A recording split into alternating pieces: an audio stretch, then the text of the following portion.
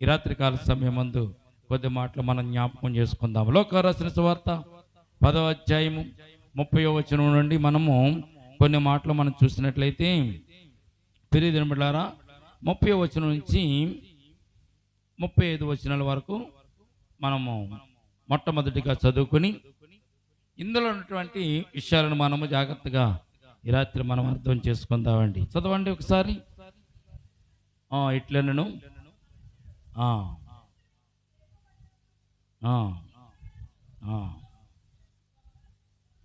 దొంగల చేతిలో చిక్కెను, బట్టలు దోసుకొని అతన్ని కొట్టి పొర ప్రాణంతో విడిచిపోయి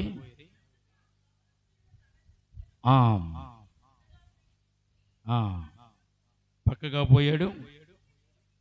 లేవీడు ఒకడు కూడా చూసి ప్రక్కగా పోయిను.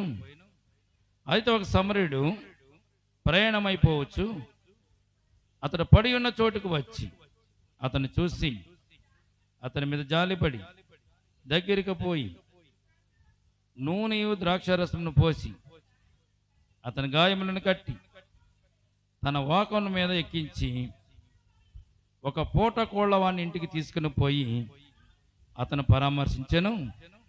మరునాడు అతడు 2 ధ్యానాలను తీసి పూట కోళ్ళవానికి ఇచ్చి, ఇతను పరామర్శించము, ఇంకేమైనా ఖర్చు చేసిన ఎడల నేను మరలా వచ్చినప్పుడు అది నీకు తీర్చదునని అతనితో చెప్పాను. దేవునికి స్తోత్రం కలుగునగాక. రాత్రి మనము దేవుని సన్నిధానంలో దేవుని వాక్యాన్ని ధ్యానం చేసుకోవడానికి మరి ప్రభు మనకు చూపించిన శ్రేష్టమైన కృపను బట్టి దేవునికి స్తుతులు స్తోత్రాలు మనం చెల్లించుకుంటాం. ప్రియమైన బిడ్డలారా, ఈ రాత్రి మనము చదవబడినటువంటి అంశంలో మనం జ్ఞాపకం చేసుకున్నట్లయితే, ఒక మనుషుడు యెరూషలేములో నుండి యెరికోకి దిగిపోవచ్చు ఉండగా దొంగల చేతిలో చిక్కినట్టుగా వాక్యాన్ని మనం చదువుకున్నాం. ఒక మనుషుడు యెరూషలేములో నుండి యెరికోకి దిగి వెళ్ళుచుండగా దొంగల చేతిలో చిక్కాడు. చిక్కినటువంటి ఆ మనుషుడు దోసుకోబడ్డాడు. ఎలాగా? ఆ దొంగల చేతిలో బట్టలు దోసుకున్నారు, అతనిని కొట్టారు, కొన ప్రాణముతో విడిచి వెళ్ళిపోయారు. ఆ మార్గమున 2 వ్యక్తులు వెళ్ళారు. మొదటివాడు యాజకుడు, రెండవ వాడు లేవీయుడు. ఇద్దరు కూడా ఈ కొర ప్రాణంతో కూటుకులాడుతున్నటువంటి వ్యక్తిని చూశారు, కానీ వారిద్దరు కూడా పక్కగా వెళ్ళిపోయినట్టుగా మనం చూస్తాం. అయితే ఒక సమరయుడు పడి ఉన్నటువంటి అతను చూసి అతని దగ్గరికి వెళ్ళి అతని మీద జాలిపడి దగ్గరికి పోయి ద్రాక్షారసమును పోసి నూనెను పోసి అతను ఏం చేశాడండి, ఆ గాయాలు కట్టి తన వాహనం మీద ఎక్కించుకుని పూట కోళ్ళవాని ఇంటి దగ్గరికి తీసుకుని వెళ్ళి ఆ పూట కోళ్ళవానితో చెప్తున్నాడు, ఇదిగో ఇతనిని పరామర్శించు, ఇదిగో నా పరామర్శించడానికి కావాల్సిన 2 కోసలు నీకు నేను 2 ధ్యానారాలు నీకు ఇస్తున్నాను, ఒకవేళ ఎక్కువైతే మరలా వచ్చి నీకు తిరిగి ఇస్తాను అని చెప్పి వెళ్ళినట్లుగా ఈ పరిశుద్ధ గ్రంథంలో మనం చూడగలుగుతున్నాం. ప్రియమైన బిడ్డలారా, గమనించినట్లయితే యెరూషలేము అంటే ఏమిటో, యెరికో అంటే ఏంటో మొట్టమొదటిగా మనము జ్ఞాపకం చేసుకోవాలి. యెరూషలేము నుంచి యెరికోకు దిగి వెళ్ళుచుండగా అంటే యెరూషలేము అంటే ఏంటో తెలుసండి ప్రియమైన బిడ్డలారా. యెరూషలేము అంటే సంఘానికి సాదృశ్యము, యెరూషలేము అంటే ప్రార్థనకు సాదృశ్యం, యెరూషలేము అంటే వాక్యానికి సాదృశ్యం, యెరూషలేము అంటే పరిశుద్ధాత్మకు సాదృశ్యము, సహవాసానికి సాదృశ్యము, యెరూషలేము అంటే ప్రార్థన సహవాసానికి సాదృశ్యము, యెరూషలేము అంటే ఆధ్యాత్మిక జీవనానికి ఒక స్థలముగా ఒక మార్గముగా యెరూషలేము ఉంటున్నట్టుగా పరిశుద్ధ గ్రంథంలో మనం చూస్తున్నాం. ఈ యొక్క పరిశుద్ధమైనటువంటి యెరికోలో నుంచి దేవుని సన్నిధానంలో నుంచి ఈ వ్యక్తి ఎక్కడికి వెళ్తున్నాడండి? యెరికోకి వెళ్తున్నాడు. యెరికో అంటే ఈ లోకంలో మనం జ్ఞాపకం చేసుకుంటే ప్రియమైన బిడ్డలారా, యెరికో అంటే లోకము, లోకముల ఆకర్షణలు, లోకములటువంటి కోరికలు, లోకములటువంటి వ్యాపారాలు, లోకములటువంటి మనకున్న ప్రతి పనిలో కూడా యెరికో అంటే లోకంలో ఉన్నాయి కనుక వీడు ఎక్కడికి వెళ్తున్నాడు? పరిశుద్ధమైనటువంటి స్థలముల నుంచి యెరూషలేములో నుంచి యెరికోకి దిగి వెళ్ళిపోతున్నాడు. పరిశుద్ధమైన స్థలములో దేవుని కాపుదలు ఉన్నటువంటి స్థలములో నుంచి లోకములోనికి వెళ్తుండగా ఏం చేయబడ్డాడండి? దొంగల చేత చిక్కబడ్డాడు. దొంగలంటే ఎవరు? సాతానుగాడు అనమాట. వీడేం చేస్తాడండి? ఈ దొంగల చేత చిక్కబడ్డాడు, అపవాదికి దొరికిపోయాడు. అపవాదికి దొరికిపోయిన తర్వాత అపవాది ఊరుకోడు కాదని చాలా వాడు చెడ్డవాడు. అపవాది ఈ లోకంలో చాలా చెడ్డవాడు. వాడేం చేశాడు?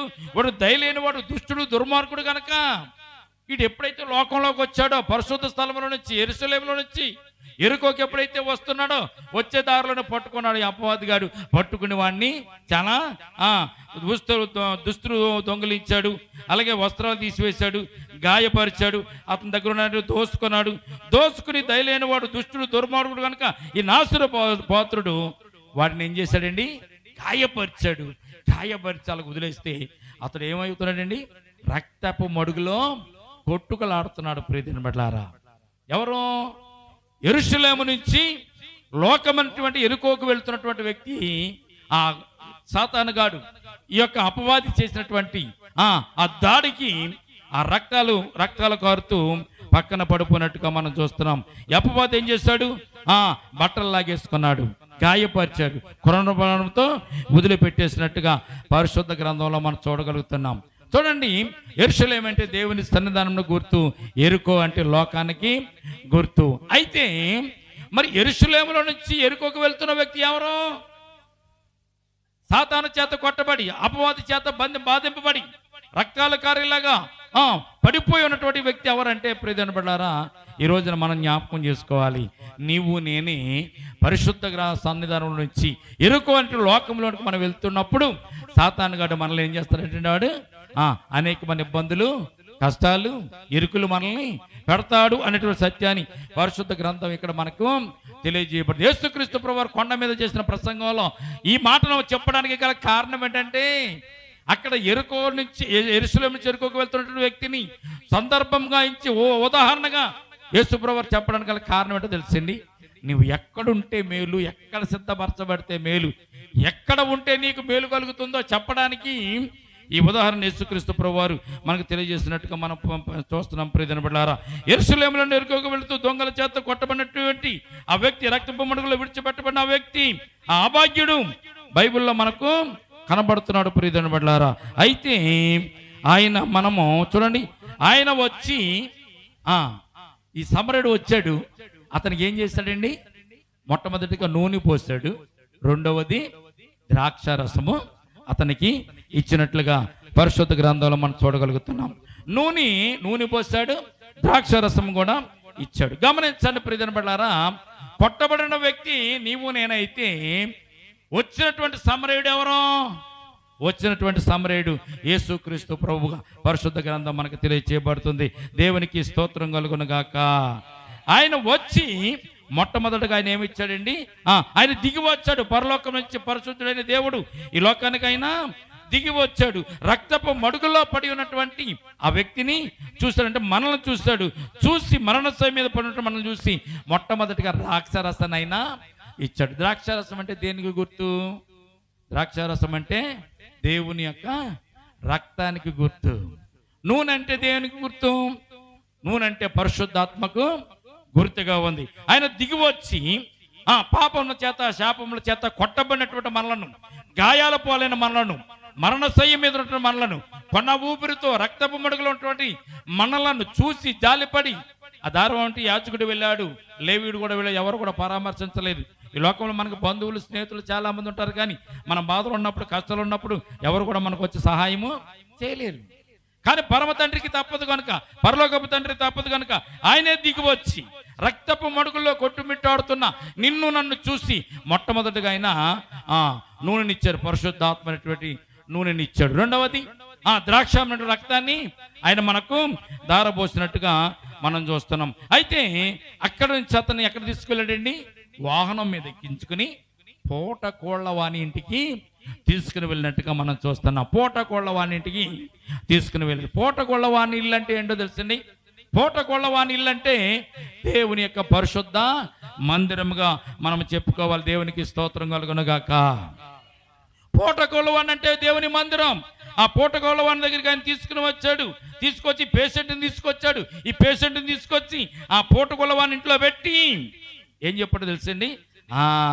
ఇతనిని నీవు పరామర్శించు అని చెప్పాడు. దేవునికి స్తోత్రం కలుగునుగాక. మనం పడి ఉండగా పాపంలో, శాపంలో, దుఃఖంలో, రోగంలో, మరణశయ్య మీద మనం పడి ఉండగా యేసు ప్రభువారు వచ్చి మనం చూసి మనల్ని ఎక్కడ తీసుకొచ్చాడంటే పూటకొళ్ళు వాని ఇంటికి తీసుకుని వచ్చాడు. పూటకొళ్ళు వాడంటే దేవుని యొక్క మందిరం, సంఘమని జ్ఞాపకం చేసుకోవాలి ప్రియమైనవారా. అయితే యేసయ్య వచ్చి మన పడిన చోటుకు వచ్చి దిగి వచ్చి అయినా మనలను పూటకొళ్ళు వానికి తీసుకుంటే మందిరానికి తీసుకుని వచ్చాడు. మందిరంలో తీసుకుని వచ్చిన తర్వాత మందిరంలో అతన్ని ఉంచి ఇక్కడ చేసినటువంటి మాట ఏంటో తెలిసింది. చర్చ్ అంటే మందిరం చూడండి. ఆ మందిరంలో తీసుకొచ్చి మందిరంలో వచ్చి పూటకొళ్ళు వాని ఇంటి దగ్గర తీసుకుని వచ్చి ఆయనకి ఏమిచ్చాడో తెలిసింది. ఆ పూటకొళ్ళ వానికి 2 కాసులు 2 దీనారాలు ఇచ్చినట్టుగా పరిశుద్ధ గ్రంథంలో మనం చూస్తున్నాం. ఏంటో 2 దీనారాలు?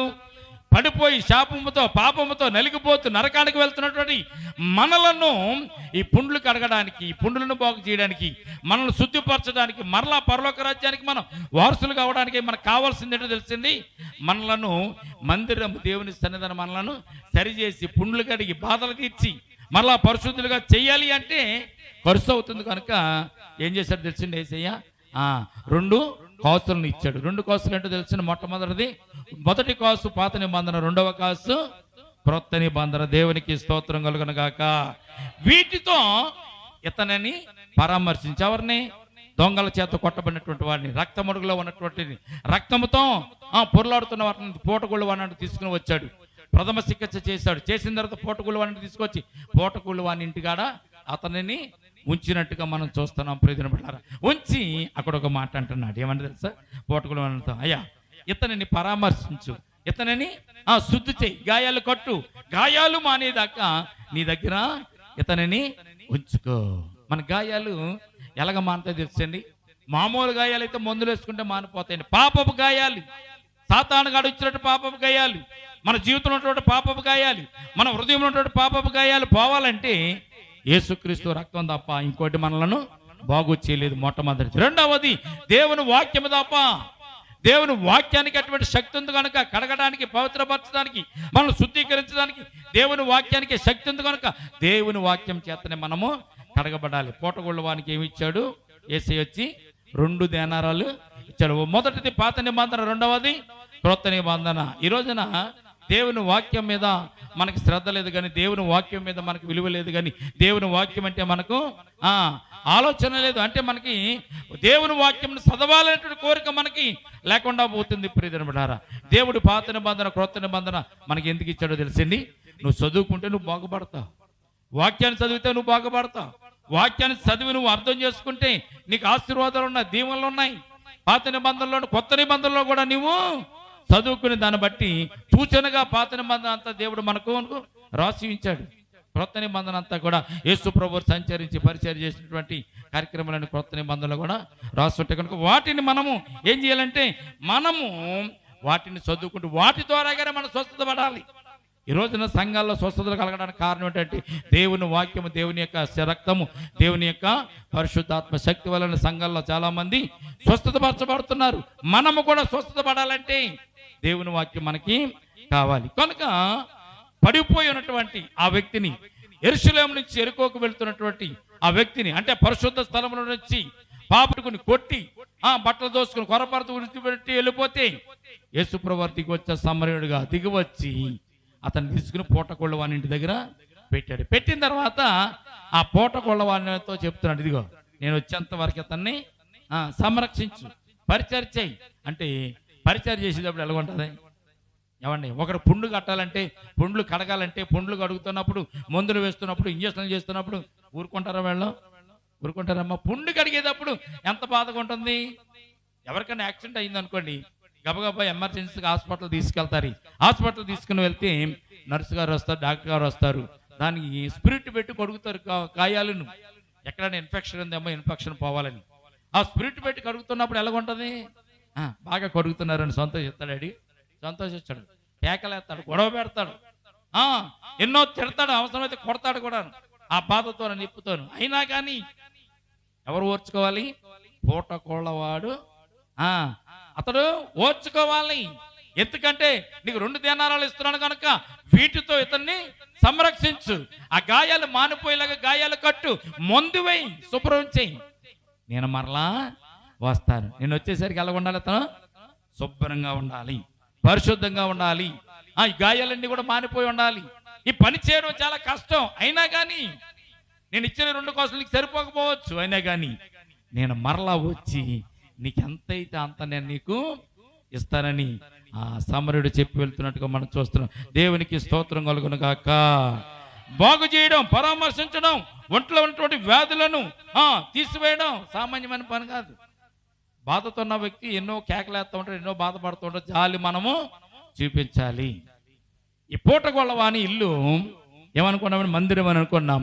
ఆ మందిరంలో పూటగొళ్ళవాని దగ్గరికి వచ్చినటువంటి వ్యక్తి ఎవరు అనుకున్నామండి? పాపాల చేత, శాపాల చేత, రోగాల చేత పట్టి పీడింపబడుతున్న తీసుకొచ్చి మందిరంలో కూర్చోబెడితే, మందిరంలో ఈ పూటగొళ్ళవాడు ఎవరో తెలిసింది. ఎందుకని? సమరయుడు యేసుక్రీస్తు ప్రభువారు. యెరూషలేము అంటే పరిశుద్ధ సంఘం, పరిశుద్ధ సన్నిధానం.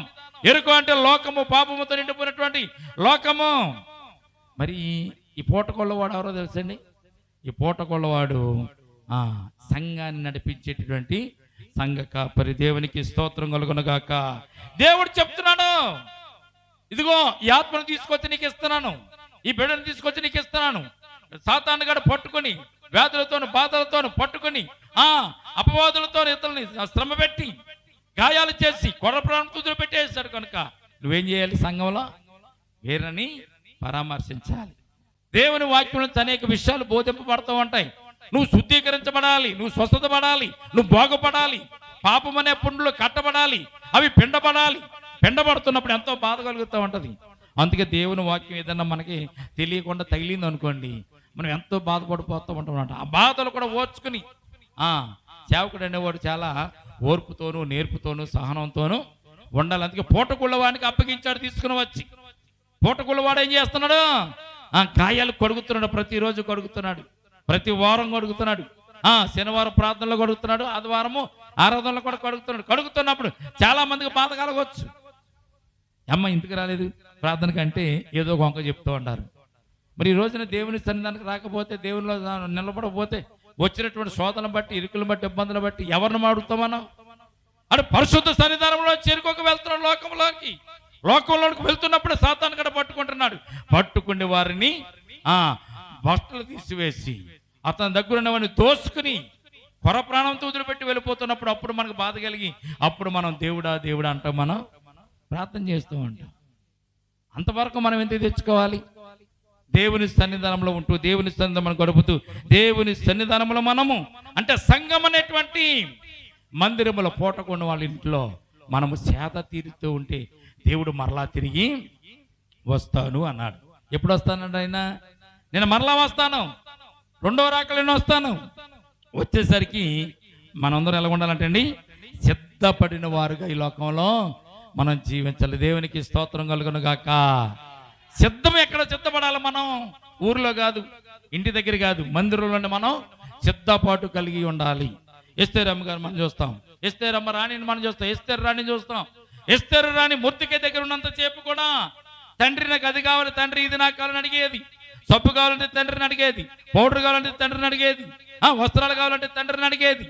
కానీ ఏగే వశానికి వెళ్ళిన తర్వాత తండ్రి నాకు ఇది కావాలని అడగడానికి వీలు లేదు. సిద్ధపాటు ఎవరు చేయాలి? ఏగే చేయాలి. కాపలా ఎవరు గాయాలి? సండులు కాపలా గాయాలి. అలాగే సూసాన కోట అనేటువంటి మందిరంలోనికి వెళ్ళిన తర్వాత ఎవరు నీకు కావాల్సిన ఇవ్వాలంటే దేవుడే నీకు కావాల్సినన్ని కూడా ఇవ్వాలి. దేవునికి స్తోత్రం కలుగును గాక. మాకు తండ్రి ఉన్నాడు మొర్దెకై, అయ్యా ఏగే గారు నువ్విచ్చే నేను రాసుకోను, నువ్విచ్చే నేను పూసుకోను, నేను సిద్ధపడను అంటే రాజుగారి దగ్గరికి వెళ్ళడానికి పెండ్లి కుమార్తెగా ఆమెకు అర్హత ఉండదు. రాజకుమార్తెగా పెండ్లి కుమార్ దగ్గరికి వెళ్ళడానికి అర్హత ఎస్తేరుకి ఉండదు. ఎక్కడ ఉండాలి? ఎస్తేరు సూసాను కోటలోనే ఉండాలి. ఏగే చెప్పినట్టుగానే నడుచుకోవాలి. అలాగే మొర్దెకై ఈ మాటను కూడా ముందన్నది, కానీ ఇప్పుడు మాత్రం ఏగే మాట వింటేనే ఆమె ఎక్కడ ఉంటుందో తెలుసండి, రాజుగారు సముఖంలోనికి వెళ్ళడానికి అవకాశం ఉంటుంది. దేవునికి స్తోత్రం కలుగును గాక. ఎస్తేరు అంటుంది, అయ్యా ఈ అలంకారాలు నాకు అవసరం లేదండి, నాకు కొద్దిగా అలంకారాలు చాలండి. లేదు లేదు, నువ్వు రాజుగారి దగ్గరికి వెళ్ళాలి కనుక, నువ్వు రాజుగారికి భార్య అవ్వబోతున్నావు కనుక, రాణి కాబోతున్నావు కనుక నేను ఇచ్చిన నువ్వు ధరించుకోవాల్సిందే, నువ్వు సిద్ధపడవలసిందే, నువ్వు పవిత్రంగా ఉండవలసిందే, నువ్వు అందంగా ఉండవలసిందే, నువ్వు ముస్తాబయ్యి రాజుగారి దగ్గరికి వెళ్ళినప్పుడు రాజుగారు మనసు నీ మీద కనుక ఉంటే, ఆయన నిన్ను పిలిస్తే రాజుగారి దగ్గరికి వెళ్తే నువ్వేమవుతావు? రాణివు అవుతావు. ఈ రోజున మనం యేసుక్రీస్తు ప్రభువారి పెండ్ల కుమార్తెగా మనం ఎదుర్కోబోయే ముందు మనం ఎక్కడ సిద్ధపడాలో తెలిసింది? సంఘం అనేటువంటి ఈ పూట కోళ్ళవాని ఇంట్లోనే మనం సిద్ధపాటు కలిగి ఉండాలి. నేను సిద్ధపడను అంటే ఎస్తేరు రాణి అయ్యేది కాదు. ఏగే దగ్గరికి వెళ్ళి ఏగైతే చెప్పినటువంటి మాట వినకుండా, ఏగే సిద్ధపరిచినప్పుడు సిద్ధపరచబడకుండా తన సొంత సిద్ధానంగా సిద్ధపరచబడితే ఎస్తేరు రాణి అయ్యేది కాదు. రాజుగారికి రాణిగా ఉండేది. తన స్వజనుల మీదకి వచ్చినట్టు ఆపదను తప్పించగలిగేదే కాదు. తన స్వజనులు పాపం ఆపదలో పడబోతున్నారు కనుక దేవుడు ఎస్తేరును తీసుకుని వెళ్ళి రాజు దగ్గర రాణిగా ఏర్పాటు చేస్తాడు. ప్రియమైనవారా, ఈ రాత్రి మనం జ్ఞాపకం చేసుకోవాలి, మన జీవితంలో కూడా మనం సిద్ధపడాలి. అందుకే యెహెజ్కేలు గ్రంథంలో మనం చదువుకున్న మొట్టమొదటిగా సిద్ధపడి ఉండాలి. అలాగే నీతో ఉన్న సమూహమును కూడా నీవు సిద్ధం చేయాలి. అలాగే సిద్ధం చేయకపోతే మన జీవితంలో ఏముంటుందంటే అండి, ప్రియమైనవారా, శాపము, అలాగే నరకము మన జీవితంలో. మనం సిద్ధపడి ఉంటే యేసు ప్రభు వారితో లేచి మనం వెళ్ళడానికి, ఆ పెండ్లి విందులోకి వెళ్ళడానికి అవకాశము ఉంటుంది. అందుకే యేసుక్రీస్తు ప్రభువారు ఏది చెప్పిన ఉపమానపు రీతిలోనే అని చెప్పారు. 10 మంది కన్యకల విషయంలో కూడా యేసు ప్రభువారు చెప్పితే సిద్ధపడి ఉండాలంతే. మీరు సిద్ధపడిపోయేవాడి మాకేంటండి, మా కొరత ఏంటండి అనుకున్నారు. 10 మంది బయలుదేరారు, 10 మంది నిద్రపోయారు. పెండ్లి కుమారుడు వస్తున్నాడు, బోర వినపడింది. బోర వినపడిన తర్వాత లేచారు అందరూ. ఎవరు డ్యూటీలో వారు చక్క పెట్టుకుంటున్నారు. చక్క పెట్టుకున్న టైంలో బుద్ధి కలిగిన వారి దగ్గర డ్యూటీలో ఇంకా ఎక్స్ట్రా నూనె ఉంది. బుద్ధి లేని వారి యొక్క డ్యూటీలు పట్టుకుని వచ్చిన వారి దగ్గర ఎక్స్ట్రా నూనె లేదు. వారు ఏమనుకున్నారంటే మా నూనె సరిపోద్ది అనుకున్నారు. ఈ రోజున మనం కూడా ఏమంటాం తెలుసా, నా భక్తి చాలండి, నేను పరలోకానికి వెళ్ళిపోతానులేండి, ఒక వారం వెళ్ళకపోతే ఏముందండి, ఒక రోజు వెళ్ళకపోతే ఏముందండి అని మనం అనుకుంటూ ఉంటాం. ప్రియదేవుడా, మన భక్తి ఎంత ఉందో దేవుడు కొలవాలంతే. దేవుడు కొలిసి మనకు చెప్పాలి, ఇగో అమ్మా నీ భక్తి చాలా గొప్పది, నువ్వు పరలోక రాజ్యానికి వస్తావు, నీ భక్తి చాలా గొప్పది, నువ్వు పరలోక రాజ్యంలో నీవు ఉంటావని దేవుడు చెప్పాలి. మనుషులు చెప్పడం కాదు, నువ్వు చెప్పుకోవడం కాదు. ఈ రోజున మనం అందరం భక్తి ఎక్కువైపోయి దేవుని సన్నిధానం రాలేకపోతున్నాం అంతే. భక్తి ఎక్కువైపోయింది, రాని వాళ్ళందరికీ భక్తి ఎక్కువైపోయింది, చాలా ఎక్కువైపోయింది వాళ్ళకి, మామూలుగా కాదు. అందుకే భక్తి ఎక్కువైపోయిన వాళ్ళు ఏం చేశారండి, డ్యూటీలతో పాటు ఎక్స్ట్రా నూనె పట్టుకెళ్ళలేదు. నాకు భక్తి ఉన్నా కానీ ఇంకా నాకు భక్తి కావాలన్నవారు ఏం చేశారండి, వారితో పాటు డ్యూటీలలో సిద్ధులలో నూనె ఎక్స్ట్రా పట్టుకుని వెళ్ళారు. పెండ్లి కుమారుడు వస్తున్నాడు, వెంటనే బోర వినపడింది. బోరబడి వినపడిన వెంటనే ఈ 10 మంది లేచారు, 10 మంది కురికి నిద్రించారు, 10 మంది మరలా ఇచ్చారు. కానీ చిత్తపడిన వారు 10 మంది చిత్తపడ్డాం అనుకున్నారు. కానీ అందులో 5గురే సిద్ధపడి పెండ్లి విందుకు వెళ్ళబడ్డారు. తలుపు వేయబడింది. వీరు బయటికి వెళ్ళి కొనుక్కునే వారి దగ్గరికి వెళ్ళి కొనుక్కుని మరలా తిరిగి వచ్చేసరికి పెండ్లి ఇల్లు గడియ పెట్టబడింది. దేవునికి స్తోత్రం కలుగునుగాక. రాత్రి మనం అనుకుంటాం మన భక్తి సరిపోతుందేమో, మన విశ్వాసం సరిపోతుందేమో, అందుకే నేను ఇక చేయవసరం లేదు అనుకుంటూ ఉంటాం. ప్రార్థనలు కూడా అలాగే చేస్తాం. చాలు ఈ ప్రార్థన చాలులే, ఈరోజు చాలులే, రేపు చేద్దాం, ఈ వారంలో బాగా చేసేస్తాం, ఎక్కువ చేసేస్తాం అనుకుంటూ ఉంటాం. మన భక్తి ఎక్కడ సరిపోతుందో ఎక్కడ సరిపోతలేదో మనకు తెలియాలంటే దేవుని సన్నిధానం మనం అడిగితే మనకు అర్థమవుతుంది. ప్రియమైనవారా, కనుక గాయాలతో పడినటువంటి ఈ వ్యక్తిని సమరయుడు తీసుకుని వెళ్ళి ఏం చేస్తాడంటే పూటకొళ్ళవాని ఇంట్లో అప్పచెప్పాడు. పూటకొళ్ళవాని ఏం చేస్తాడు, అతను పరామర్శించి అతని గాయాలు కట్టి అతను మరలా శుభ్రం చేసినట్లుగా పరిశుద్ధ గ్రంథంలో మనం చూడగలుగుతున్నాం. చూడండి ప్రియమైనవారా, ఈ గాయాలు కడుగుతున్నప్పుడు చాలా బాధలు, చాలా కష్టాలు, తిట్టేవారు ఉంటారు, ఓర్చుకోలేని వారు ఉంటారు. ఎన్ని కూడా ఓర్చుకోవాలి పూటకొళ్ళవాడు. ఈ పూటకొళ్ళవాడు ఎన్ని ఓర్చుకుని అతను గనక శుభ్రం చేస్తే, అతను గనక మరలా స్వస్థతపరిచి నిలబడితే యేసు ప్రభు వచ్చినప్పుడు అప్పుడు అంటాడంట, ఆయన చాలా బల మంచి దాసుడా, నీకు అప్పగించిన పని నువ్వు చాలా శ్రద్ధగా చేసి ఈ కొంచెంలో నమ్మకం ఉన్నావు కనుక నాకున్న అన్నిటి మీద నువ్వు అధికారివై ఉండని ఎలాగైతే యజమానుడు చెప్పాడు. యేసు ప్రభు గారు అంటాడంట, ఏమిస్తాడు, పూటకోళ్ళ వానికి 2 కాసులు ఇచ్చాడు. కానీ సేవకునికి మందిరంలో పాస్టర్ గారికి 2 కాసులు, ఒక 2 కాసులు కాదు కదా, 1 రూపాయి కూడా ఇవ్వలేదు. వీళ్ళ పరామర్శించంటే వీళ్ళ చేయి, నీ జీతం నేను ఇస్తాను. ఎప్పుడు ఇస్తాను నీకు జీతం? నువ్వు పరలోక రాజ్యంలోకి వచ్చిన తర్వాత, రెండో రాకల్లో ఎత్తబడిన తర్వాత, పైకి వచ్చిన తర్వాత అప్పుడు నీకు నేను జీతం ఇస్తాను. జీతమే కదా, కిరీటం అందా. అంతగా అపొస్తలుడు పౌలు అంటాడు, నేను చేస్తున్న పరిచయం చాలా యథార్థంగా నా కొరకు మహిమ కిరీటము సిద్ధపరచబడి ఉంది అంటున్నాడు అపొస్తలుడు పౌలు. దేవునికి స్తోత్రం కలుగును గాక. కనుక ప్రియమైన బిడ్డలారా, ఈ సమయం అంతా మనం జ్ఞాపకం చేసుకోవాలి. మనము దేవుని సన్నిధిలో ఉంటేనే మనకు మేలు, దేవునితో గడుపుతేనే మనకు మేలు. దేవునితో గడపకుండా లోకంలో తిరిగితే మనకు ఇటువంటి రోగాలు, వ్యాధులు, బాధలు, కష్టాలు, ఇరుకులు, ఇబ్బందులు వస్తాయని యేసుక్రీస్తు ప్రభువారు ఈ మాట గురించి మనకు తెలియజేస్తున్నట్టుగా మనం చూస్తున్నాం. చాలా మంది వెళ్ళారు, కొర ప్రాణంతో ఉన్నవాడిని చూడడానికి చాలా మంది వెళ్ళారు. కానీ ఈ లోకంలో చాలా మంది అర్థం, చాలా మంది నేనే దేవుడిని వచ్చారు, చాలా మంది నేనే రక్షిస్తానని వచ్చారు, చాలా మంది మీ పాపాలను నేనే కడిగేస్తాను, తీసేస్తాను, మీరు శుద్ధులైపోతారని చెప్పి వచ్చారు. కానీ ఎవరు కూడా యేసు ప్రభులాగా తన ప్రాణము పెట్టి తన రక్తము కాచి మనలను శుద్ధీకరించిన వారు ఎవరు కూడా భూమి మీద లేరు. ప్రియమైన బిడ్డలారా, అనేక ఈ రాత్రి మనం జ్ఞాపకం చేసుకోవాలి. మనం ఏమై ఉన్నాం? మనము కొట్టబడి గాయాలతో మనము రక్తంలో పొరలబడుతుంటే యేసుక్రీస్తు ప్రభువు వచ్చి మనలను రక్షించి ఆయన రక్తమునిచ్చి, అంటే ఆయన ద్రాక్షారసం అంటే రక్తాన్ని ఇచ్చి, నూనె అంటే పరిశుద్ధాత్మనిచ్చి మనల్ని బాగు చేసి ఆయన సన్నిధానంలో నిలబెట్టుకుని ఆయన మన కొరకు ఏం చేస్తున్నట్టండి, ఆయన ఎదుట పరిశుద్ధులుగా మనం ఉండాలని, ఆయన ఎదుట మనము పరిశుద్ధులుగా ఉండాలని, ఆయన సంఘములో సంఘబిడ్డగా ఉండాలని ఆయన కోరుకుంటూ ఉంటుంటే మనం ఏం చేస్తున్నామంటే ఈ లోకంలో తిరగడానికి మనము ఇష్టపడుతున్నాం అనే విషయాన్ని యేసుక్రీస్తు ప్రభువారు ఇక్కడ చెప్పకనే చెప్తున్నారు. నువ్వు యెరూషలేములో ఉంటేనే నీకు మేలు, ఎరుకోలో ఉంటే నువ్వు ఎరుకోకు వస్తే నీకు అపాయాలు కలుగుతాయి, ఇబ్బందులు కలుగుతాయి అని ఈ వాక్యం మనకు తెలియజేస్తుంది. కనుక ప్రియమైన బిడ్డలారా, ఇక్కడ ఆఖరికి ఒక మాట మనం చదువుకుందాం. చూడండి, 36వ వచనంలో మనం చదివినట్లయితే ఒక మాట మనం చూద్దామండి, ప్రార్థన చేసుకుందాం. కాగా లోకా రాసిన సువార్త 10వ అధ్యాయం 36వ వచనం.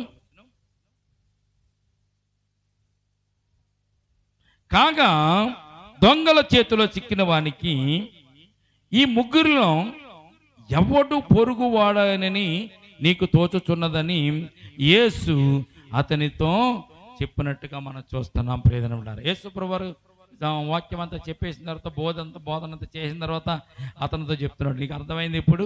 ఈ దొంగల చేతిలో చిక్కిన వాణిని పరామర్శించడానికి వచ్చినటువంటి ఆ వ్యక్తి ఎవరు అని ఇక్కడ యేసు ప్రభువారు ప్రశ్న వేస్తున్నారు. ప్రియమైన పొరుగువాడు ఎవడు పొరుగువాడాయనని నీకు తోచుచున్నదని యేసు అతనిని అడిగినప్పుడు అతని మీద జాలి పడిన వాడే అని ఇక్కడ ఉత్తరము సమాధానం ఇస్తున్నట్టుగా మనం చూస్తున్నాం. దేవునికి స్తోత్రం కలుగును గాక.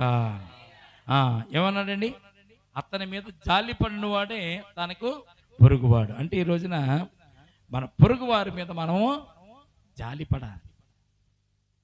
రక్షణ పొందకుండా నశించిపోతూ నరకానికి వెళుతున్నటువంటి వారిని రక్షించడానికి యేసుక్రీస్తు ప్రభుదానికి తీసుకురావడానికి మనం ఏం చేయాలి తెలుసండి? పొరుగు వారి మీద మనము జాలి పడాలి. ఎవరైతే రక్షణ లేకుండా నశించిపోతున్నారో, ఈ లోకంలో నశించిపోవడానికి వారు ప్రయాణం అవుతున్నారు, నరకానికి వెళ్ళడానికి ప్రయాణం అవుతున్నారు, వారిని అంటే అగ్నిలో నుండి లాగినట్టుగా కొందరినైనా మనం లాగి వారిని పరలోక రాజ్యానికి సిద్ధపరచాలి. నువ్వు సిద్ధపరచబడ్డావు ఒక ఎత్తు అయితే, నీతో ఉన్న సమూహాన్ని సిద్ధపరచడం కూడా రెండవ కార్యక్రమం. ప్రియమైన బిడ్డలారా, మన కుటుంబంలో మనం రక్షణ పొందుకుంటే చాలదు, మన చుట్టూ ఉన్నవారు కూడా రక్షణ పొందడానికి మనం ఏం చేయాలి తెలిసింది? ప్రయత్నం చేయాలి, ప్రార్థన చేయాలి. ముఖ్యంగా ప్రార్థన చేస్తే దేవుడు ఎవరినైనా మారుస్తాడు. వారినే వీరినే కాదు, రక్షణ పొందిన వారు ఎవరిని కనపడ్డా కానీ వారి కొరకు మీరు ప్రార్థన చేయాలి. వారు కూడా పరలోక రాజ్యాన్ని సిద్ధపడేటట్టు మీరు ప్రయత్నం చేయాలి. ప్రయత్నం చేసి వారిని దేవుని సన్నిధానంలో వారిని నడిపించాలి. అందుకే కాగా దొంగల చేతులు చిక్కిన వారిని ఈ ముగ్గురు ఎవడకు పొరుగువాడైనా నీకు తోచుతున్నది అన్నప్పుడు అతని మీద జాలి పడిన వాడే. కనుక నీ పొరుగు వారిని నువ్వు ప్రేమించాలి.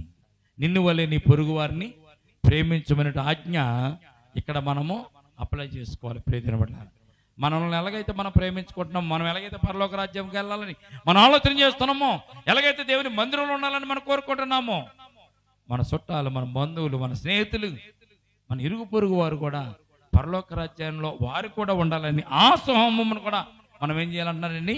యేసుకేలు ప్రవక్త చెప్తున్నాడు, దేవుడు మీ సమూహమును కూడా సిద్ధపరచుడి. నువ్వు సిద్ధపడాలి. మొట్టమొదటిగా ఏగే వస్తున్నటువంటి ఎస్తేరు రాణి ఎలాగైతే సిద్ధపడిందో, ఏగే చెప్పిన మాట ఎలాగైతే విందో, ఏగే చెప్పిన మాట ఏగే ఇచ్చినటువంటి వస్తువులు తీసుకుని, సెంట్లు తీసుకుని, సబ్బులు తీసుకుని, వస్త్రాలు కట్టుకుని రాజుగారి దగ్గరికి వెళ్ళినప్పుడు రాజుగారి దండము ఎస్తేరు రాణి వైపు చూపాడు. వెంటనే ఎస్తేరు రాణి అయిపోయింది రాజుగారి పక్కన. దేవునికి స్తోత్రం కలుగును గాక. మనము కూడా మందిరంలో సిద్ధపరచబడితే, మనలో కూడా మందిరంలో తరబీదు పొందితే, దేవుని సన్నిధానంలో మనము ఆత్మపూర్ణమై ఆత్మానుసారంగా నడుచుకుంటూ ఉంటే పెండ్లి విందుకి దేవుడు మనల్ని కూడా పిలుస్తాడు. అమ్మా పిలిచి ఏమంటారు తెలుసా? పుట్టినది మొదలుకొని, ఈ భూమి పుట్టినది మొదలుకొని, సృష్టి ఆరంభం నుంచి ఎప్పటి వరకు కూడా నీ కొరకు సిద్ధపరచబడినటువంటి ఆశీర్వాదాలు దీవెనలు నీవు పొందుకోమని చెప్తాడంట. ముందుగానే ఆయన సిద్ధపరిచాడు. నీకు నాకు ప్రియమైన బిడ్డలారా, పొందుకోవాలనుకున్నవారు మందిరంలో ఉంటున్నారు, పొందుకోకూడదు మాకు అవసరం లేదన్నవారు ఎరుకు అనేటువంటి లోకంలో వారు జీవిస్తున్నారు. యెరూషలేము అనేటువంటి పరిశుద్ధ పట్టణంలో, మందిరంలో, పూటకొలువ అనేటువంటి దేవుని సంఘంలో నీవు కనుక ఉంటే ప్రియమైన బిడ్డలారా, పరలోక రాజ్యానికి దేవుడు నిన్ను తీసుకుని వెళ్తాడు. మనలే కాదు, మన చుట్టుపక్కల వారిని కూడా దేవుడు తీసుకుని, ఎప్పుడు వారిని కూడా నువ్వు సిద్ధపరచాలి. వారిని కూడా సిద్ధపరిచి మందిరంలోనికి నీవు తీసుకురావాలి. కనుక యేసు ప్రభువు యెరికో పట్టణము దిగి వెళుతున్నటువంటి వారిని దొంగల చేత కొట్టబడి, అపవాది చేత శోధింపబడి, కొట్టబడి, వస్త్రాలు కూడా చింపివేయబడినటువంటి వ్యక్తిని ఎలాగైతే దేవుడు యేసయ్య వచ్చి తన రక్తము అంటే ద్రాక్షారసమైన రక్తమునిచ్చి, నూనె అయినటువంటి పరిశుద్ధాత్మనిచ్చి ఎలాగైతే శుభ్రపరిచి కడిగి మందిరంలో నిలబెట్టాడు, నిన్ను నన్ను కూడా అలాగే ఈ రోజున నిలబెట్టాడు. మన జీవితాలు బాగోలే, మన పరిస్థితులు బాగోలే అయినా కానీ మనము దేవుని బిడ్డలుగా ఉండాలని ఆయన మనం కోరుకుని మన మందిరంలో అయినా నిలబెట్టి, ఇది పూటకొల్లవాడి నీళ్ళు. పూటకొల్లవాడు మరి దేవుని యొక్క పరిచయం. మీ భాషలో సేవకుడు అవ్వచ్చు, మరి దైవదాసుడు అవ్వచ్చు, బిషప్ అవ్వచ్చు, రెవరెండ్లు అవ్వచ్చు, ఎవరైనా కానీ పూటకొల్లవాడి ఇండ్లు ఎలాగైతే నడిపింపబడుతున్న పూటకొల్లవాడి ఇంట్లో పూటకొల్లవాడు ఎలాగైతే ఉన్నాడో అతడు మిమ్మల్ని సిద్ధపరచడానికి అతని దగ్గరికి దేవుడు తీసుకుని వస్తాడు. చాలా మంది అనుకుంటారు, నేను కావాలని మారిపోయాను. నువ్వు మారడం కాదు, దేవుడే నిన్ను మార్చాడు, దేవుడే నిన్ను సంఘంలోనికి నడిపించాడు, దేవుడే నిన్ను సంఘంలో నిలబెట్టాడు. ఒక చక్కని మాట ఉంటుంది ప్రియజనులారా, దేవుడు నిన్ను పిలిస్తేనే కానీ, దేవుడు నిన్ను కోరుకుంటేనే కానీ నువ్వు సంఘంలో సంఘబడ్డావు కావు. దేవుడు నిన్ను నడిపించాలి. దేవుడు నిన్ను నడిపిస్తే నువ్వు సంఘంలోనికి వస్తావు. ఈ రోజున చాలామంది ఉన్నారు కానీ సంఘాల్లోకి అందరూ కూడా రావడం లేదు. లోకంలో చాలామంది కోట్లాది మంది ఉన్నారు. దేవుని నమ్మిన వారు తక్కువ, దేవునితో పాటు కలిసి జీవించేవారు తక్కువ. కానీ ప్రియజనులారా, దేవుడు నడిపిస్తే, దేవుడు ఒక చిటికైతే చాలండి. మనం ఎవరిని బ్రతిమాలక్కర్లే. దేవుడు చిటికైతే లోకమంతా మారిపోదా? కానీ మనకు ఆయన స్వేచ్ఛని ఇచ్చాడు. నీవే మారవాలి, నీవే మార్పు పొందాలి, నీ నోటితో నీవే ఒప్పుకోవాలి, మారు మనసు పొందాలి, రక్షణ పొందాలి. అప్పుడు నీవు దేవుని సంఘములో సన్నిధానంలో చేర్చబడతావు. దేవుడు ఎన్నో అద్భుతాలు చేశాడు. ఈ అద్భుతం ఆయన చేయలేడా? చాలామంది అనుకుంటారు సువార్త ప్రకటించడానికి బయటకు వెళ్ళినప్పుడు నువ్వు ఇంట్లో ఉండి సువార్త చేసుకో, బయటకు సువార్త చేయడానికి రావడానికి వీల్లేదని వాళ్ళని తరుముతున్నారు, కొడుతున్నారు. ఇది బాధ్యత, అంతే వాళ్ళకి బాధ్యత. కష్టమైన నష్టమైన సువార్తను ప్రకటించాలి. మేలైనా కీడైనా సువార్తను మన ప్రకటించడం మన వంతు. ఇద్దరున్నా ముగ్గురున్నా సేవకుడు ప్రకటించాలంతే, వాక్యాన్ని బోధించాలంటే. అందుకే యేసుప్రభువు ఒకసారి చెప్తాడు, ప్రజలందరూ కేకలేయకుండా ఊరుకోండి అని చెప్తుంటే యేసుప్రభువు అంటాడు, వీరు కేకలేయకపోతే, వీరు స్తుతించకపోతే ఈ రాళ్ళు నన్ను స్తుతిస్తాయి అన్నాడు యేసుప్రభువు. చిన్నదైనా పెద్దైనా మనము ఎదుటి వారికి చెప్పడమే మన బాధ్యత. వింటే వింటారు, లేకపోతే లేదు. మనం చెప్తే రేపు అన్న రోజు యేసుప్రభువు వారు అడుగుతారు, పరలోక రాజ్యానికి వెళ్ళిన తర్వాత తీర్పు తినన్నా నువ్వు ఎవరికైనా చెప్పావా? నువ్వు రక్షింపబడ్డావు కదా, నువ్వెవరికన్నా నీ సాక్ష్యం చెప్పి నువ్వు రక్షించావా? ఎవరినైనా నువ్వు మందిరాన్ని నడిపించావా అని అడుగుతారు. అప్పుడేం చెప్తావు? చెప్తే బాగోదు అనుకుని చెప్పలేదు ఎన్ని అంటావా? అంటే దేవుడు ఊరుకుంటాడా? కనుక నువ్వు అనేక మందిని చిత్తపరచవలసిన స్థానంలో నీవు ఉన్నావు. ఇరుగు వారిని, పొరుగు వారిని, బంధువుల్ని, స్నేహితులను, చుట్టుపక్కల వారందరూ కూడా నువ్వు చిత్తపరచాలంటే నీ చుట్టూ ఉన్న సమూహంను నువ్వు చిత్తపరచాలి. నీవు కూడా చిత్తపరచాలి, ఉండాలి, చిత్తపడి ఉండాలి, సిద్ధపరచాలని యేసుకేలు ప్రవక్త దేవుడు చెప్పిన మాటను ఈ పరిశుద్ధ గ్రంథంలో యేసుప్రభువు ముందుగానే పాత నిబంధన గ్రంథంలో ఆ విషయాన్ని చెప్పి క్రొత్త నిబంధన గ్రంథంలో సిద్ధపాటు కలిగి మనం వెళ్ళగా ఉండాలి. ఎందుకు మనం సిద్ధపడి ఉండాలంటే మనము పరప్రాణముతో ఉండగా యేసు ప్రభువు వారు వచ్చి ఆయన మన కొరకు ఆయన రక్తాన్ని దానం చేసి ఆయన పరిశుద్ధాత్మను మనకి ఇచ్చి మందిరంలో నిలబెట్టాడు కనుక కడవర వరకు కూడా మనము సిద్ధపడి దేవుల్లో నిలవాలి. అట్టి రీతిగా మనం నిలబడుతూ నిలుస్తూ యెరూషలేములో ఉండాలి తప్ప ఎరుకోక మనం దిగి వెళ్ళిపోకూడదు.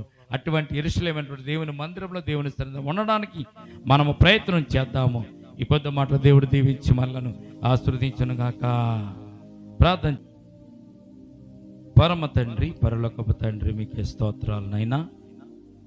ఈ రాత్రినైనా మరొకసారి నీ పాదాల చెంతకు మీరు రావడానికి ఇచ్చిన శ్రేష్టమైన కృపను బట్టి స్తోత్రాలు తండ్రి. మీ లేఖనాలతో నిబిడమైన మాతో మాట్లాడినందుకు స్తోత్రాలు. ఇదిగోనైనా బ్రహ్మ, యెరూషలేము నుంచి ఎరుకోకు వెళ్తున్నటువంటి ఆ మనుష్యుడు ప్రభునైన దొంగల చేత చెక్కబడినప్పుడు తన వస్త్రాలు దోచుకుని అతను గాయపరిచి కొన ఊపిరితో రక్తపు మడుగులో విడిచిపెట్టి వెళ్ళినప్పుడు దేవా, మంచి సమరయుడిగా ప్రభా ఈ లోకంలో నేను ప్రభు మీరు వచ్చి తండ్రి ఆ మనుష్యుని ప్రభు చూసి జాలిపడి ఆ పాపము చేత పడినటువంటి పుండ్లను కడిగి మీ రక్తము చేత కడిగి నీ పరిశుద్ధాత్మ అనేటువంటి నూనెతో నైనా ఆ గాయాలని కట్టిన గొప్ప దేవునికి స్తోత్రం. ఆ మనుషులు మేమేనైనా ఈ లోకంలో ప్రభా, ఈ లోకంలో మేము తిరుగుతున్నప్పుడు, ఎరుకోనటి లోకంలో తిరుగుతున్నప్పుడు సాతాండు ప్రభు అపవాది మమ్మల్ని పట్టుకుని గాయపరిచి నైనా మమ్మల్ని వేదనకు గురిచేసి మమ్మల్ని ప్రభా ఈ లోకంలో నైనా ప్రభు నైనా శాంతి లేకుండా సమాధానం లేకుండా నైనా మమ్మల్ని పడివేసి ఉండగా తండ్రి దేవా, నీవే మమ్మల్ని చూసి మా మీద జాలిపడి దేవా మీరే మా దగ్గరికి వచ్చి నైనా మీ రక్తాన్ని ఇచ్చి మీ పరిశుద్ధాత్మ శక్తిని ఇచ్చి నీ మందిరంలో సంఘమైనటువంటి పూటగొళ్ళ వారి ఇంట్లో మమ్మల్ని నింపారు తండ్రి. నిలబెట్టినందుకు స్తోత్రాలు, ఉంచినందుకే స్తోత్రాలు తండ్రి. నైనా మా గాయాలు కడగబడాలంటే నీ రక్తం కావాలి. నేను ప్రభా ఈ గాయాల నుంచి మేము స్వస్థత పడాలంటే మీ పరిశుద్ధాత్మ శక్తి కావాలి. అట్టి ఆత్మను మాకు ఇచ్చారు, అట్టి రక్తాన్ని కూడా మాకు ఇచ్చారు తండ్రి. ఈ రాత్రి నేను ప్రభా నీ సన్నిధానంలో మేము కడగబడే భాగ్యం మాకు దయచేయండి. నీ చేత స్వస్థత పడే భాగ్యం మాకు దయచేయండి. మీ శిలువ రక్తమును బట్టి మీ ఆత్మను బట్టి ప్రభా మేము సంపూర్ణంగా ప్రభునైనా మా పాపాల నుంచి విడుదల పొందడానికి, మా శాపాల నుంచి విడుదల పొందడానికి, అపవాది చేసినటువంటి గాయాల నుంచి విడుదల పొందడానికి, అపవాది మాలో వచ్చినటువంటి నేను ప్రభువా ఈ పుండ్ల నుంచి నేను ప్రభు కడగబడడానికి నైనా మరొక్కసారి ప్రభునైనా మమ్మల్ని మీరు దర్శించండి. 2024 సంవత్సరం అంతా కాపాడినదేవా, ఈ 2025 సంవత్సరంలో ప్రభునైనా మరొక్కసారి నైనా నీ రక్తం చేత నీ బిడ్డల మమ్మల్ని కడగండి. పాపము చేత పడినటువంటి ప్రతి పుండ్లను కడగండి. మీ పరిశుద్ధాత్మ శక్తి చేత నేను ప్రభా మమ్మల్ని ప్రభా శుద్ధిపరచండి, శుభ్రపరచండి తండ్రి. నీ సన్నిధానంలో మమ్మల్ని ఉంచారు నైనా. మేము అటు ఇటు తిరగకుండా ప్రభా నైనా నులివెచ్చగా ఉండకుండా ప్రభా నైనా వెచ్చగలిగి నీ సన్నిధానం ఉండే భాగ్యం దయచేయండి తండ్రి. నైనా నీ ఆత్మ చేత నింపబడ్డానికి నేను కృప చూపించండి. నైనా నీ బిడ్డలుగా ప్రభా నీ సన్నిధానం ఉండే భాగ్యం కూడా దయచేయండి. మీరు మరలా వస్తున్నారు తండ్రి. మరలా వచ్చేసరికి నేను ప్రభు నిన్ను ఎదుర్కొనేటువంటి సంఘముగా, సంఘ బిడ్డలుగా ప్రభు మేము సిద్ధపడి పరిశుద్ధులుగా పవిత్రులుగా మారాలి. ఆ మారడానికి నీ రక్తమేనా మాకు సహాయం చేస్తుంది నైనా, మీ ఆత్మే మాకు సహాయం చేస్తుంది కనుకనైనా అటు రీతిగా నేను ప్రభు నీ మందిరంలో ఉండడానికి, నీ మందిరంలో మేము శుద్ధీకరింపబడ్డానికి నైనా నీ కృప చూపించండి తండ్రి. మేమే కాదునైనా మాతో ఉన్నటువంటి నైనా మాతో సహవాసం చేసేవారిని, మాతో ఉన్న సమూహాన్ని కూడా ప్రభు నేను అటు రీతిగా ప్రభా మీరు ఎక్కడికి పవిత్రపరచండి తండ్రి. వారి కొరకు నేను ప్రభు చిన్న ప్రార్థన చేసే మనసు మాకు దయచేయండి. వారు రక్షింపబడడానికినైనా ప్రార్థించేటటువంటి మనసు మాకు దయచేయండి తండ్రి. నైనా వారు నరకానికి వెళ్తుండగా మేము చూడకుండా నేను ప్రభా నరకములో వారు బాధపడుతుండగా నేను మేము సంతోషించకుండా తండ్రి నైనా వారిని ప్రభు అగ్నిలో నుంచి నరకం నుంచి తప్పింపబడడానికి నైనా వారి కొరకు ప్రార్థన చేసేటటువంటి చిన్ని ప్రార్థన ప్రభా నిబిడలమైన మాకు దయచేయండి తండ్రి. ఈ లోకంలో అనేక మంది నశించిపోతున్నారు తండ్రి. అనేక మంది నశించేటటువంటి నరకమైనటువంటి మార్గంలో ప్రయాణం చేస్తున్నారు తండ్రి. వారికి అర్థం కావడం లేదు, వారికి తెలియదు లేదు నేను ప్రభా. చెప్పేవారు ఉంటేనే కదా ప్రభా చేసేవారు ఉంటేనే కదా ప్రభా, సిద్ధపరిచేవారు కావాలని మీరు కోరుకుంటున్నారు తండ్రి నైనా. అందుకే నేను ప్రభా నైనా ఎస్తేరు ఏగే వశములో ఉండగా ఏగే చెప్పిన మాట వింది, తర్వాత రాజు పక్కన రాణిగా కూర్చుంది నైనా. ఈ రోజున మేము కూడా ప్రభా నీ సన్నిధానంలో, నీ సంఘంలో ప్రభా, నీ మందిరంలో ప్రభా మీరు చెప్పేటటువంటి నేను ప్రభా వాక్యాలు వినడానికి నీ కృప చూపించండి. అనేక మంది రక్షణ కొరకనైనా ప్రభా మేము ప్రార్థన చేయడానికి నీ కృప చూపించండి. కాలము చాలా సమీపం ఉంది నైనా, కాలము కొంచెమే ఉందని సాతాను ప్రభా పెచ్చిరెగుతున్నాడు తండ్రి. నైనా విచ్చలవిడిగా తిరుగుతున్నాడు తండ్రి. నీ బిడ్డలను పట్టుకుని ప్రభువా నైనా వాడు ఎరుకైనటువంటి మార్గంలో వారిని కొట్టి దాని ప్రభు వారిని హింసించి బాధించి గాయపరిచి వదిలి వెళ్ళిపోతున్నాడు, నరకానికి వాళ్ళని తీసుకుని వెళ్ళిపోతున్నాడు. అటువంటి వారు భూమి మీద అనేక మంది ఉన్నారు నైనా. ఈ రాత్రి మేము ప్రార్థిస్తున్నాం తండ్రి నైనా, మీ కృప చెప్పున కనికరము చెప్పున నైనా అటువంటి బిడ్డలందరూ కూడా రక్షింపబడాలి, నీ మందిరంలోనికి చేర్చబడాలి. నీ పూటకోళ్ళు వారినటువంటి ఈ మందిరంలోనికి వారందరూ కూడా చేర్చబడాలి దేవా. వారందరి కొరకు నేను పాత నిబంధన క్రొత్త నిబంధన రెండు దేనారాలు ఇచ్చావు తండ్రి. వాటి ద్వారా వారు స్వస్థతపరచబడతారు, వాటి ద్వారా వారు పరిశుద్ధపరచబడతారు నైనా. అటు రీతిగా వారిని కూడా పరిశుద్ధపరచబడి ఈ రాత్రి మేము ప్రార్థిస్తున్నాం తండ్రి. సంఘాన్ని, సంఘ బిడ్డలు మీరు ఒక్కసారి జ్ఞాపకం చేసుకోండి తండ్రి. ఈ రాత్రి ప్రభు నన్ను కూడి వచ్చిన బిడ్డలు బట్టి స్తోత్రాలు. వారి జీవితంలో, వారి కుటుంబంలో ఉన్న ప్రతి సమస్యలు, ప్రతి ఇరుకులు కూడా ప్రభు తీసివేయండి తండ్రి. వారు కూడా ప్రతి అక్రత తీర్చండి. ఎవరైతే అలక్ష్యం చేస్తున్నారో, ఎవరైతే నేను ప్రభు వెళదాములే అని చెప్పి నేను ప్రభు ఇంటి దగ్గర నెమ్మదిగా ఉన్నారో తండ్రి, ఈ రాత్రి వారి గురించి జ్ఞాపకం చేసుకున్నాం. ఉగ్రతనైనా త్వరగా వారి మీదకి వస్తుండగా వారు తప్పించుకోకపోతే ఆ ఉగ్రతలో వారు కొట్టుకుపోతారు తండ్రి, ఆ శాపాలలో కొట్టుకుపోతారు నైనా. ఆ బాధలు, ఆ కష్టాలు వారు భరించలేరు తండ్రి. నైనా మెలకువగలిగి నీ సన్నిధానంలో ప్రార్థించమన్నావు తండ్రి. నైనా రానటువంటి బిడ్డల కొరకు ప్రార్థిస్తున్నావు.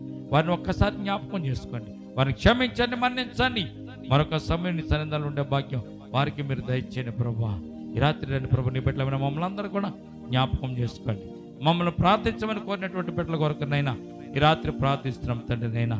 ఇదిగో నేను ప్రభు రాజమండ్రి సంస్థానంలో ఉన్నటువంటి నేను ప్రభా కేఈ జాయ్ డేవిడ్ గారి యొక్క కొమ్మరి సహోదరి నేను ప్రభా ఇవాన్ గారికి నేను ప్రభా ఒంట్లో బాగోలేక ఆ తల్లి నేను హాస్పిటల్లో ఉన్నారు, షుగర్ వ్యాధితో బాధపడుతున్నారని నైనా వారు కొబ్బరి చేశారు తండ్రి. ప్రార్థిస్తున్నాం.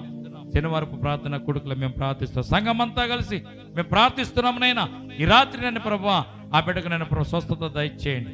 ఈ రాత్రి వారికి నన్ను స్వస్థత దయచేయండి ప్రభా. మీ సిలువ రక్తము చేత నేను ప్రభా నైనా ఆ బిడ్డను ప్రభా మరి ఆ వ్యాధి నుంచి నేను ప్రభా కడిగి పవిత్రపరిచి శుద్ధీకరించి స్వస్థత పరచండి. ఈ రాత్రి నేను ప్రభా ప్రార్థన అవసరాలు కోరిన వారందరూ కూడా జ్ఞాపకం చేసుకోండి తండ్రి. శనివారపు ప్రార్థన కొడుకుల ప్రభా వారందరినీ జ్ఞాపకం చేసుకుని దీవించండి. నేను యేసుక్రీస్తు పరిశుద్ధ నామమున ప్రార్థించి మిక్కిలి వినయముతో బ్రతిమాలి వేడుకొనిచున్నాం తండ్రి. ఆమేన్, ఆమేన్.